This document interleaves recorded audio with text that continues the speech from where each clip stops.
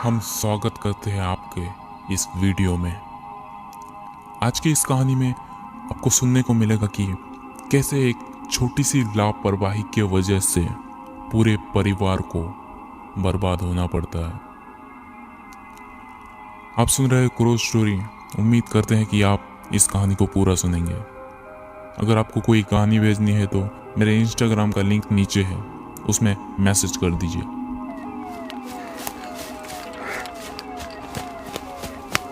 अरे हाँ हाँ हाँ, इधर इधर इधर, रुक रुक रुक। अब सुन सुन सुन सुन सुन सुन पहले तू कोई भी बुलाए, कोई भी चिल्लाए, चाहे मैं भी चिल्लाऊं, तू बाहर मत निकलना। कुछ भी हो जाए तू इधर ही रह, इधर ही रह। पुलिस मुझे कुत्ते की तरह ढूंढ रहा है। मैं हूं संतोष। कुछ दिन पहले मैं मस्ती करते करते खेत में ट्रैक्टर चला रहा था, तो ब्रेक फेल होने के कारण एक हादसा हो गया। जब ट्रैक्टर को पीछे ले रहा था तो ब्रेक मारने पर सही टाइम पे नहीं रुका, इसलिए किसी के पीछे से चीख की आवाज गूंजते गूंजते दब गई। पीछे जाकर देखा तो अरे ये तो वही आंटी है जो मेरे गांव में रहती है। हर रोज अपने पति को खाना खेत तक पहुंचाने के लिए ही यहाँ से जाती है, लेकिन अभी उनकी मौत हो चुकी है, जिसका कारण मैं हूं। मैं घबरा गया था। मैं फंस जाऊंगा, हमारे घर की इज्जत मिट्टी में मिल जाएगी। यह सोचकर मैंने लाश को नदी में जाकर बहा दिया। बदकिस्मती से पता नहीं कैसे, लेकिन पुलिस को यह बात पता चल गई और अभी पुलिस मेरे और मेरे परिवार के पीछे पड़ी है। कुछ भी समझ नहीं आ रहा कि मैं क्या करूं। मैंने उन्हें जानबूझकर थोड़ी मारा है, गलती से हो गया, लेकिन पुलिस ये बात कहां मानेगी। कानून तो ये कहती है कि पाप अनजाने से या जानबूझकर, सजा तो सेम तरीके से ही मिलेगी। फिलहाल अभी पुलिस चला गया है यहाँ से। मेरे पिता ने मुझे घर की कच्ची छत में एक फ्रिज के कार्टून बॉक्स में छुपा के गया है, पुलिस से कुछ बात करने के लिए। मैं इस गांव को छोड़ के भाग चुका हूं। पुलिस को यह बताकर पिता मेरे पास आए और बोले कि चल चल, पुलिस अभी नहीं है, तू बाहर मत निकल, बस इसी छत में रह। पिता ने मुझे कुछ खाने को दिया और तसल्ली देते हुए बोला, देख बेटे, अगर तुझे मैं जेल से नहीं बचा पाया तो मैं अपने खेत बेच दूंगा। अपने खेत बेचकर भी तुम्हें बचाऊंगा, लेकिन अभी तू शायद यहां नहीं रह सकता, क्योंकि यहां खतरा है। तू भाग जा, यहां से दूर भाग जा। मैं भी रोते हुए ये सब सुन रहा था।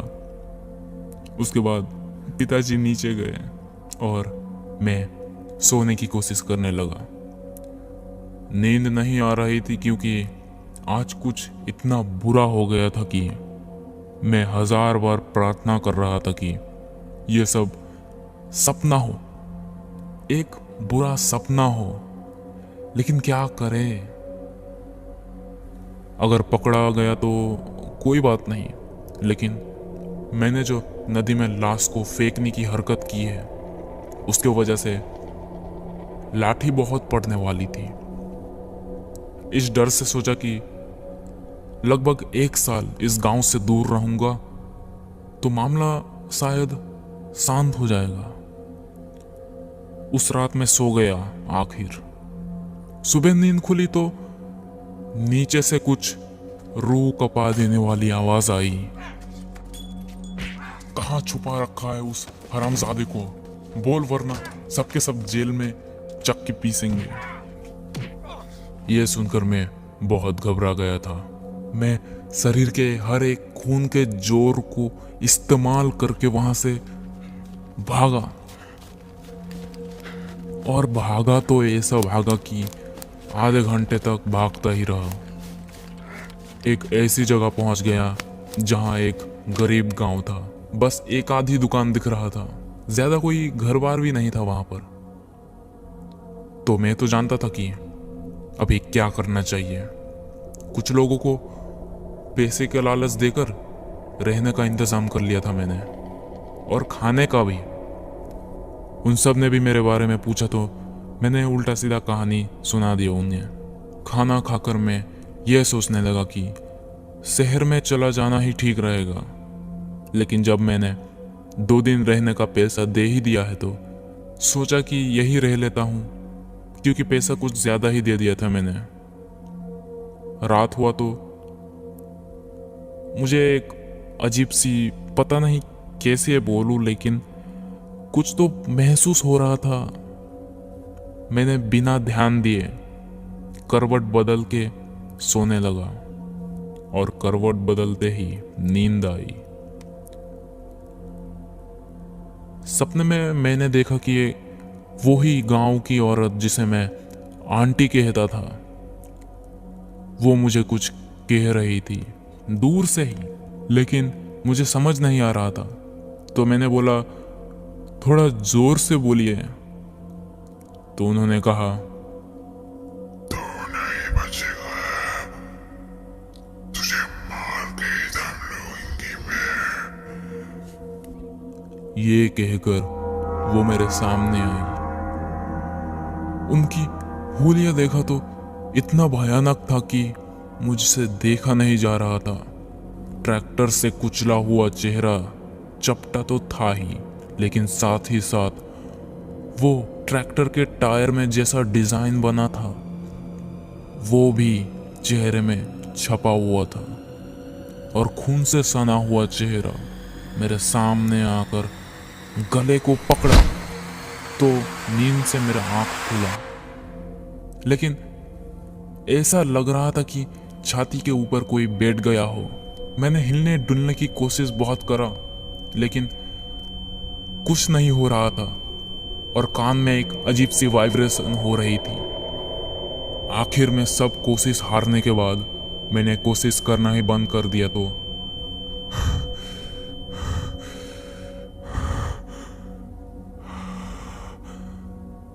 तभी मैं ठीक हो गया। क्या ये स्लीप पैरालिसिस था?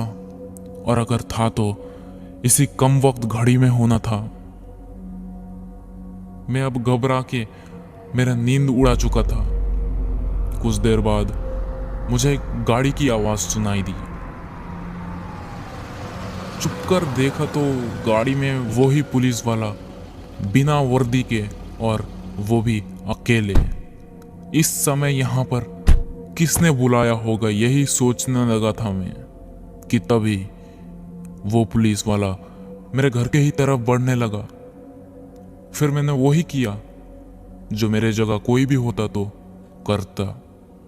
बिना आवाज किए घर के पीछे से मैं निकला, उसके बाद भाग गया वहां से। मैं दौड़ते दौड़ते सोच ही रहा था कि आखिर किस कम वक्त ने पुलिस को बुलाया। मैं कुछ देर भागा तो सामने एक खंडर दिख रहा था। चांदनी रोशनी में वो खंडर भयानक दिख रहा था, लेकिन और कोई रास्ता भी नहीं था। मैंने सोचा सुबह तक यहाँ रह जाऊंगा, उसके बाद शहर की तरफ जाकर काम ढूंढ लूंगा। मैं सोने लगा, तभी मैंने नोटिस किया कि बहुत समय से ऐसा लग रहा है कि कोई मुझे देख रहा है, लेकिन दिख नहीं रहा। मैंने पॉकेट से सिगरेट निकालकर पीने लगा। सिगरेट पीते पीते मैंने गौर किया एक पेड़ की तरफ। अंधेरे में कुछ हिल रहा था। मुझे शायद पता है कि वो क्या है। हाँ, ये वही है। वो काली सी परछाई पैर से नीचे उतर के दूर से ही बोलने लगी, कितने दिन ऐसा करते फिरोगे? उसने ये शब्द दूर से कही थी, लेकिन सुनाई ऐसे दी कि किसी ने कानों के अंदर से घुस के बोला हो। मुझे पता है कि ऐसे हालातों पर क्या करना चाहिए। मैंने सुना था कि आत्मा या भूतों के सामने आग जलाने से वो दूर हो जाती है। तो मैंने तुरंत ही लाइटर निकाला और जब ही आग जलाई तो मैंने देखा कि वो आत्मा दूर होने के बजाय उल्टा और भी पास आकर आग को फूंक मार के बुझाई और बोली, तो बहुत झूठी है, मुझे भगाने के लिए तेरे चिता का आग ही काफी है। छोड़ो छोड़ो मुझे, सांस नहीं आ रही मुझे। मैंने जानबूझकर नहीं किया था, जानबूझकर नहीं किया था।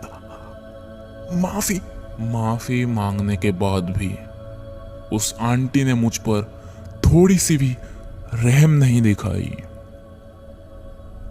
मैं भी सोच में पड़ गया था कि आंटी जब जिंदा थी तब तो बहुत ही शांत स्वभाव की थी और शायद उन्हें भी पता है कि मैंने ये सब जानबूझकर तो नहीं किया था। उन्होंने मुझे दीवार पर जोर से दे मारा। सुबह मेरे चेहरे पर पानी फेंक कर किसी ने मारा। सामने कुछ गांव वाले थे, उन्हें शहर का रास्ता पूछकर मैं शहर की तरफ गया। मैं शहर जाके काम ढूंढकर काम करने भी लगा, लेकिन दिन में सब कुछ ठीक रहता है, लेकिन रात को मुझे अजीब सा दौरा पड़ता है। होटल में काम करते करते अचानक ही लोगों के ऊपर हमला कर देता था, ऐसा मैनेजर का कहना था। और कुछ लोगों ने तो मुझे पीट पीट कर बेहोश कर दिया था। आंख खुलते ही सामने वही पुलिस और हवलदार, उन्होंने मुझे पकड़ लिया था। मुझे गाड़ी में बिठाकर पुलिस स्टेशन के कस्टडी में रखा। कुछ दिन बाद कोर्ट में 3 साल की सजा सुनाई गई। मैं जेल में पड़े पड़े सड़ रहा था। 1 महीने हो गए मुझे इस जेल में आए हुए। खाना उतना ही खा पाता हूँ जितने में मैं आखिर मुश्किल से जिंदा रह सकूं, क्योंकि मैं जब भी अपने थाली का आधा खाना खत्म करता हूँ उसके बाद कोई मेरे गले को ऐसे कस के दबाता है कि खाना तो दूर की बात, सांस और खून दोनों ही रुक जाते थे। ऐसा हर बार होता है। पानी भी पीता हूं तो ऐसा लगता है कि पता नहीं कितना ही पुराना पानी पी रहा हूं। पिताजी ने 10 दिन पहले ही कहा था कि आएंगे मुझे छुड़ाने के लिए। जब शाम हुआ तो पुलिस इंस्पेक्टर ने कहा, ए चढ़, उठ, तुझसे मिलने तेरा बाप आया है। देख 5 मिनट देता हूँ, ठीक है? जो भी बातचीत करना है जल्दी कर। देख बेटा, घबरा मत तू, मैं तुझे बचा लूंगा। मैं तुझे ऐसा नहीं देख सकता, मैं तुझे ऐसा नहीं देख सकता। खेत बेच चुका हूँ और कुछ ही दिनों में पूरा परिवार रोड पे आ जाएगा। पिताजी एक अजीब सी मुस्कुराहट दिखाते हुए पुलिस स्टेशन से ऐसे गया जैसे जमानत तो दूर की बात, मुझे देखने पर भी उन्हें घिन आती हो, ऐसे गया। मैं चुपचाप रोते हुए अपने सेल में जा रहा था तो सामने वही पुलिस वाला था। उसने बोला, तेरे को देख के नहीं लगता है कि तूने ये मर्डर किया है। तो मैंने बोला, ट्रैक्टर का ब्रेक फेल हो गया था, ये सब गलती से हुआ है। अगर गलती से ही हुआ है, अगर ऐसी बात है तो फिर लाश को नदी में क्यों फेंका? हाँ, अच्छा छोड़, अभी तो झूठ ही बोलेगा। एक राज की बात ओढ़ो, सुन। तूने नोटिस किया है कि तू जहां जहां छुप रहा था, मुझे अपने आप ही पता चल रहा था। बता कैसे? तू जहां जहां छुप रहा था ना, मन ने सपने में दिखा था, और मन ने ये भी दिखा है कि आगे क्या होगा। वो साया तुझे आसानी से नहीं छोड़ेगा। ये कहकर पुलिस वाला चला गया।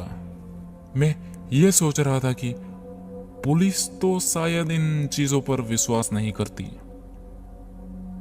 कुछ समय बाद मेरे सेल में खाना पहुंचाया गया।